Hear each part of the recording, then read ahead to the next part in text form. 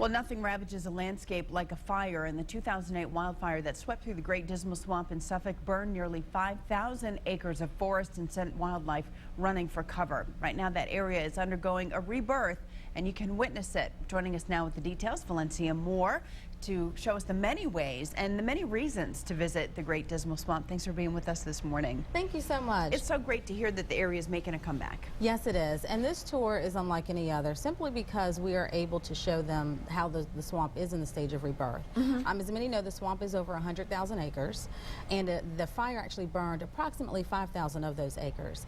And, you know, I, of course, saw all the footage that showed the fire damage, but to actually get on the bus myself and take that tour, I mean, we were all just kind of chatting on the bus after the tour guide, you know, briefly stopped, and to actually go through there and see the damage, it was absolutely amazing. Especially if the tour, which I'm sure includes other parts of the Great Dismal Swamp, and then you really have that comparison of, you know, how much damage was done, but also how much the area has recovered in just 1 year. Exactly, and the swamp is now creating a new environment, which is something that they told us at the refuge office, because you know, at first it is devastating, and it sounds that way, but it is creating a new environment for the animals to adapt to. So, and because of its geographic location and climate, it's really, the swamp is attributed to having a lot of different plants and animals that are very unique.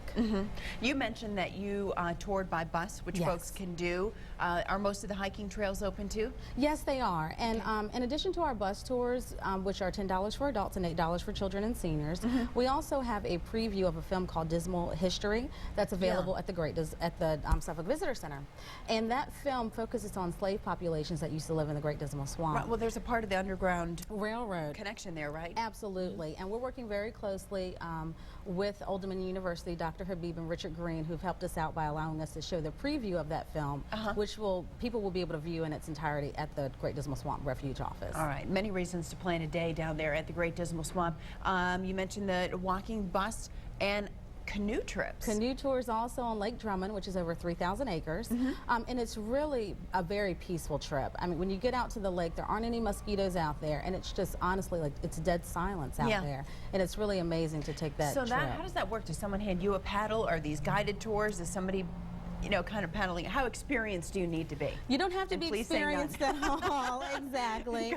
And Liquid Lessons, we work with them, and they provide all the equipment for the tour. So beautiful pictures there. Hopefully folks just saw that, just the tip of the canoe and the beautiful scenery there. Okay, well, let's let folks know how they can go, where they can call for more information. This again, Life After Wildfire, bus tours, canoe tours. You can walk through the park, and don't forget, you can preview the film that shows the historical significance of the Great Dismal Swamp, and it is very significant. You can call 514-4130 or just call 1-866-CSUFK for C. Suffolk. Valencia, thanks very much.